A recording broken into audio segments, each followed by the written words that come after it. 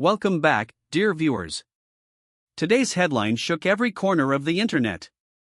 This isn't a rumor, a publicity stunt, or a rehearsed scene.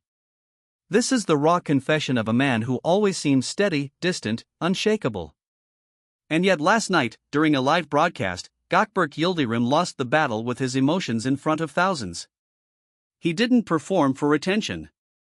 He wasn't fishing for sympathy. He opened his heart the way a wound opens, painfully and without defense. And nothing has felt the same since. Now everyone is asking the same questions. After a confession like this, can love really be recovered? How is Cemre Arda reacting behind the scenes? And what's inside the mysterious letter that surfaced days later? Before we dive into this emotional storm, make sure you subscribe to Whispers of Turkish Stars and turn on notifications so you don't miss what comes next. If you love deep, realistic storytelling, consider joining our community to support the channel. Now let's begin. The live stream started like any other. Gökberk looked bright and composed as he answered fan questions and spoke about a new theater project that had him excited. Everything felt predictable and safe until one viewer typed a simple question that changed the current of the broadcast in an instant. Do you miss Cemre?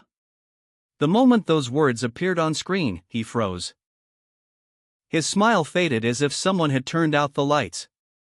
His eyes drifted away from the lens, lost in a memory that obviously hurt to touch. A long quiet followed, heavier than any explanation. And then it happened.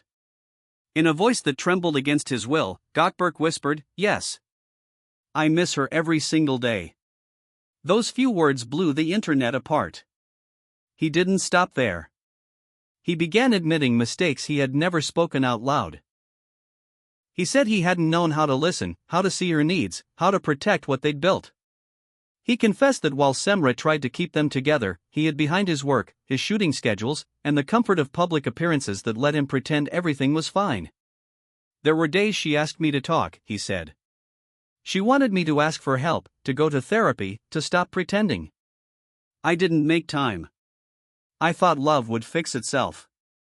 I was wrong. Viewers could see him swipe a sleeve across his eyes. X and Twitter exploded. Instagram stories pushed the moment everywhere in seconds. Fans were stunned, some touched, some furious, most simply broken-hearted. Then he described the moment their relationship ended. He remembered her standing at the door, the frame of it cutting her silhouette in half like a final line. He remembered the sentence that still refuses to leave his head, "I can't keep loving by myself." Then she was gone. Let's pause here. How many relationships die not because love runs out, but because one person stops trying? Do you think a confession like that can rebuild trust? Drop your thoughts below, we're reading everything. Now, about Cemre. Publicly, she said nothing. But those close to her say she watched the live stream as it unfolded. A friend claims she didn't expect him to say those words on camera. She was deeply moved, but with her known sensitivity, completely overwhelmed. They say she stayed home for hours, curtains drawn, letting the wave crash over her. She believes it's the first time he's been truly honest, but there's a new terror in her now, the fear that it's already too late. Gökberk, meanwhile, admitted during the stream that he isn't alone anymore, that he's building a new life. He didn't spell out what that meant, new routines, new people, or just a new way of being, but the message was clear: time has forced both of them to change. And yet, destiny seems to tug them back onto the same emotional orbit.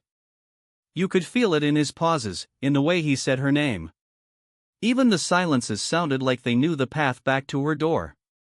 Just as the noise of the live broadcast began to settle, he posted something peculiar on Instagram.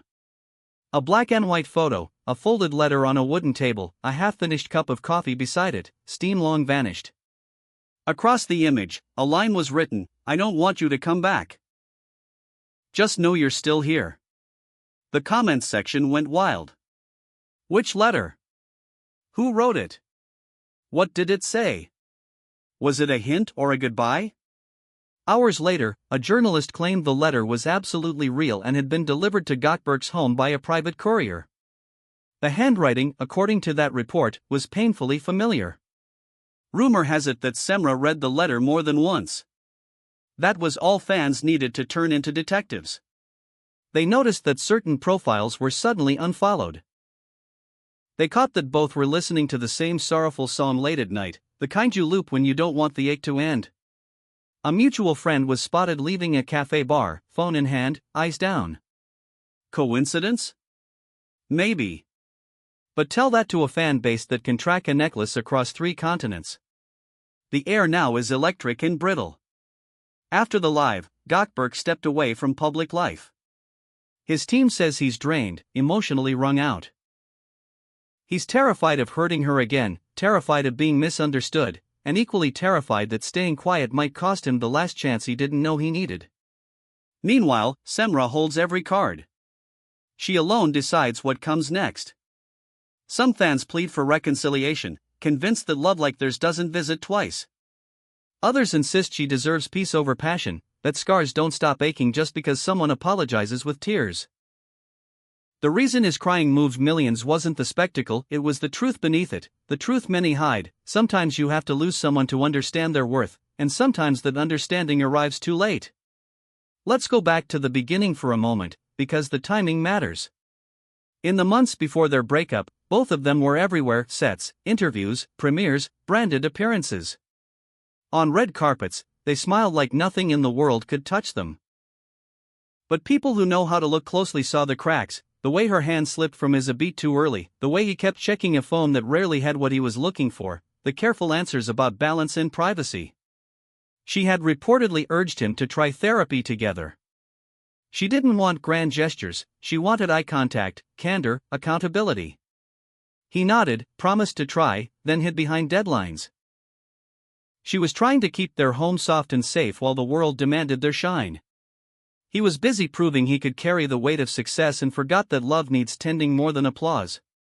When he relived that doorway memory on the live, it was like watching a dam break in slow motion. He said the final argument wasn't a scene from a movie, no slammed glasses, no dramatic music. Just 2 people in a hallway with bags packed and words that wouldn't soften. She told him she had no more strength to pour into a cup that kept leaking. He nodded as if he understood, but only realized what it meant when the elevator doors closed. We've all been there in some way, haven't we? Believing time will be generous, thinking we can fix it tomorrow, acting like love is a lake that refills itself. About that letter. Sources say it wasn't long. Just a page. Neat handwriting, steady, like the person who wrote it had decided to stop trembling months ago. The sentence in the photo, "I don't want you to come back. Just know you're still here," tells its own story. It doesn't beg. It doesn't accuse. It describes the kind of love that takes up space without making a sound, the kind you carry even when you lock the door behind you. If you've ever sat with a cup of coffee gone cold because you were thinking too hard, you know what that letter feels like. And what about the music? Fans noticed they both streamed the same melancholy track on the same night. Lyrics about leaving the porch light on for someone who forgot how to find the house. The next morning, he stopped posting. She posted a photo of a sky just before rain, the kind of gray that promises a storm without describing the damage. The mutual friend seen leaving the cafe bar? That friend has held both their secrets, which means all interpretations are fair and none are final. Here's the truth no one wants to hear: apologies don't mend trust. They open the door to the work that mends it. People are asking whether that live confession was brave or manipulative. Maybe it was both. It's brave to speak plainly about your failures. It's manipulative if you do it to win a narrative you didn't honor when it mattered. Only Cemre can measure intent against history. Only she knows the weight of the night she counted the hours between their calls, the cost of being the one who keeps the fire from going out in a house both people live in. As for Gökberk, his team says he's sleeping badly, that he has meetings he's cancelled without explanations. Friends say he's scared of the echo, of risking words that might be twisted, of offering more than he can keep. He's afraid of hurting her with a second try that isn't different from the first. But he's also afraid that silence will fossilize into regret. That's the shape of heartbreak when you're not 20 anymore. You know that time doesn't bend just because you learned your lesson. Meanwhile, Cemre's quiet is not emptiness. It's deliberation. Her calm public face says she wants to be fair to herself first this time. She's not looking at social media to decide. She's looking at her boundaries. The letter, the photo, the live broadcast. All of it is noise until she decides to turn up the volume. She can choose reconciliation and still insist on new terms. She can choose peace and still honor what they had. She has the right to leave the door ajar or lock it and walk away without apologizing. So here we are, two people orbiting a future that could be either a reunion or a farewell tour. The fandom is split. Some want the sweeping comeback, the grand public kiss, the interview where they laugh about the rough patch. Others want her to find quiet mornings and soft evenings with someone who brings the kind of presents she asked for the first time. The truth isn't tidy. Love rarely is. What we witnessed on that live stream was not a script. It was a man realizing, in real time, that love requires the unglamorous work of showing up. And it was the world realizing that even celebrities cannot outrun their own choices. So now the million-dollar question is yours. If you were Cemre, would you open the letter, breathe through the ache, and give him one more chance? Or would you close the door gently, lock it, and let the silence be your answer?